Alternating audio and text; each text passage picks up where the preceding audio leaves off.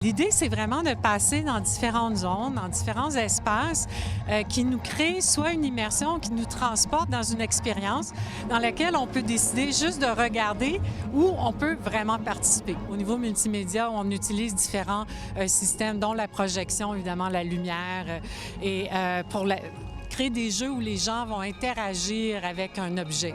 En fait, l'entrée, c'est des instruments de musique.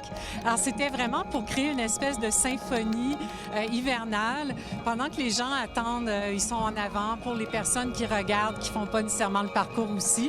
Alors, c'est sûr qu'il y a une trame de base, mais plus on joue sur les instruments, chaque instrument est rattaché à une corde de laser, en fait, une projection laser sur le mur.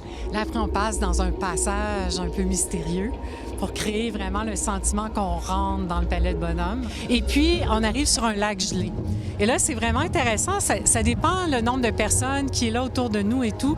Mais l'idée, c'est vraiment de porter attention, de jouer avec les différents éléments de scénographie, de décor qui sont là. C'est quoi le plus grand défi pour Blackout Design de faire un projet comme celui-là? En fait, pour nous, on passe souvent avec beaucoup de défis dans nos projets. Je dirais que celui-ci a été particulier, peut-être dû au fait on était plusieurs intervenants, puis il y avait peu de temps. Alors, le temps de production était très serré. De travailler avec tous ces gens où c'est quand même une première fois, une première année où le carnaval faisait ce type d'intervention. Alors, d'être capable de rentrer les horaires, les contraintes de chacun, d'autant plus qu'il y avait la période des fêtes, les fabricants de décors étaient déjà super sollicités. Alors, c'était très difficile à rentrer tout ça. Puis d'un autre côté aussi, de respecter quelque part la signature du carnaval, mais en lui apportant un nouvel élan avec des technologies, tout ça, en allant chercher une nouvelle clientèle.